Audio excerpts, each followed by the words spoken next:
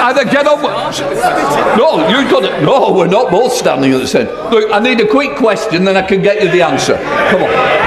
If I can assure the honourable member for Rugby that Reform want healthcare to be free at the point of delivery...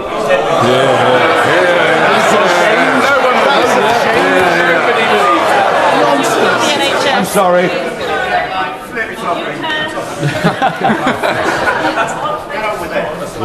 I'm sorry, Mr. Speaker. There appears to be some panic on that side of the House. I'm not surprised. To ask the Prime Minister, I'd like some advice, please. What do I say?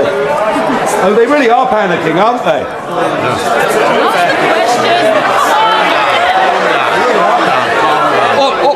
Order.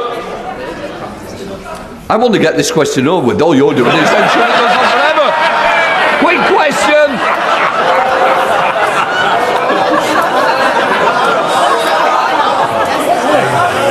To ask the Prime Minister for some advice, what do I say to 25,000 constituents in Clacton, including...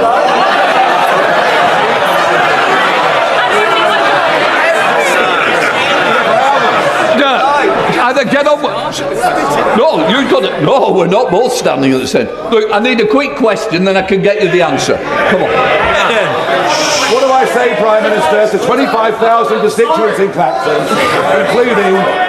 including 99-year-old Jim O'Dwyer, who flew a full set of missions on Lancaster bombers as tail end Charlie, as they're losing their winter fuel allowance, feeling the pinch, whilst at the same time we're prepared to give away a military base and pay £18 billion for the privilege of doing so.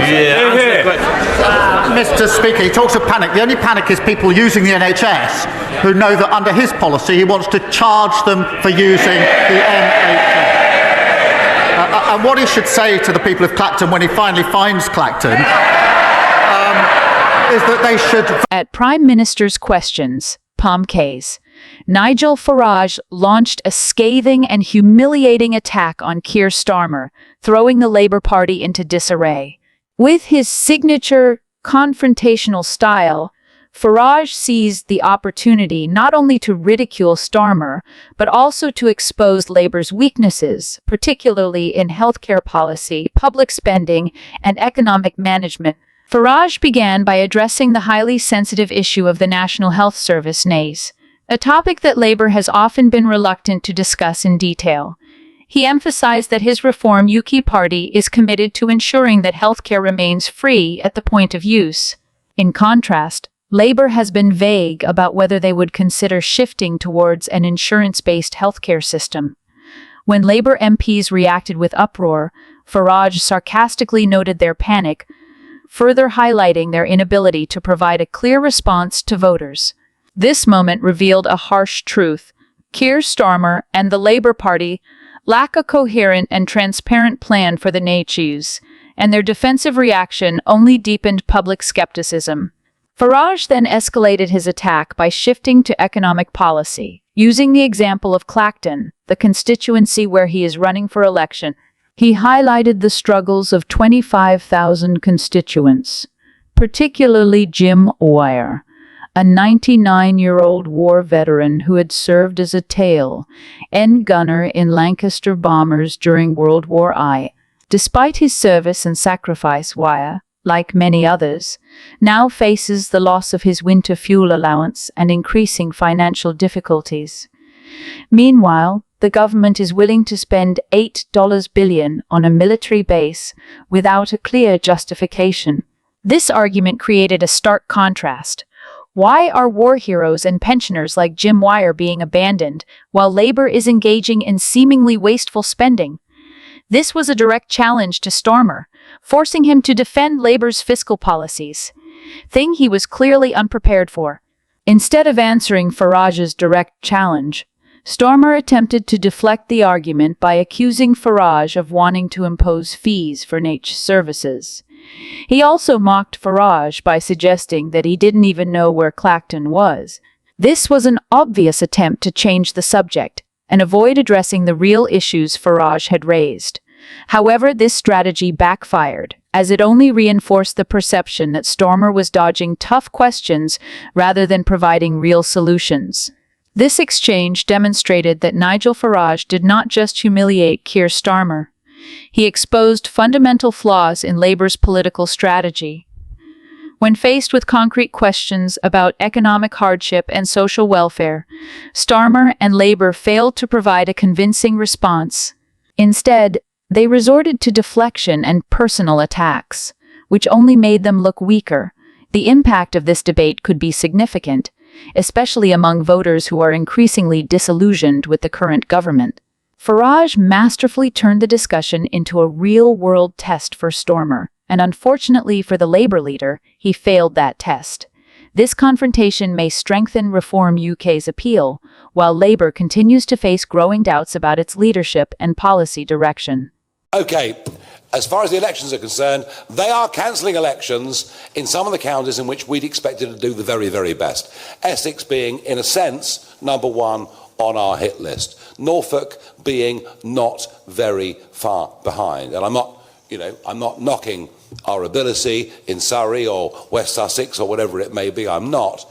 But certainly in Essex and Norfolk, I think we have every right to feel seriously aggrieved. As I say, our internal polling shows we're ahead in Essex, with maybe even a chance, of winning enough seats to certainly be in a governing or coalition governing position in that county. So we are really angry.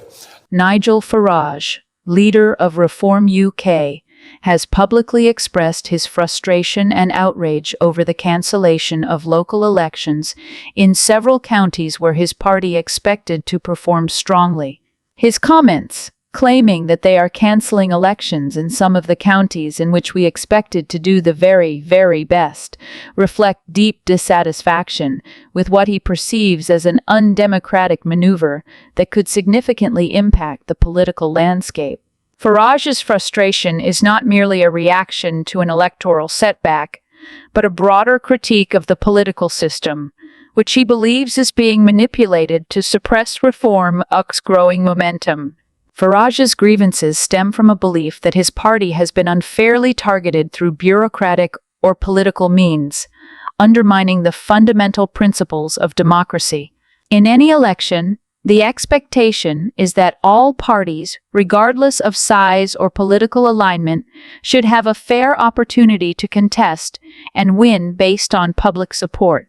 However, the cancellation of elections in key areas where Reform UK had a strong chance of success raises questions about transparency, fairness, and potential bias within the electoral system. Farage is not just expressing frustration, but positioning himself as a defender of democratic integrity, rallying his supporters around the idea that their voice is being deliberately silent. Beyond the immediate electoral implications, this controversy feeds into a broader narrative that Farage has championed for years, that the British political establishment is working against outsider parties and movements that challenge the status quo. His anger is not just about lost votes, but about the perception that Reform UK is being deliberately obstructed. Given Farage's long history of fighting against what he sees as political elites, whether in the context of Brexit, UKIP, or now Reform UK, his outrage resonates strongly with voters who already distrust the mainstream political system. However, critics may argue that Farage is using this situation to fuel his party's anti-establishment messaging rather than addressing any genuine electoral irregularity. They might contend that election schedules and administrative decisions are made for logistical or procedural reasons rather than as a targeted effort to disadvantage Reform UK. Without concrete evidence of foul play, Farage's claims could be seen as an attempt to mobilize support by positioning himself and his party as political victims, a tactic often used to galvanize grassroots movements. Nonetheless, the anger Farage expresses is likely to energize his base, particularly those who already feel disillusioned with mainstream politics.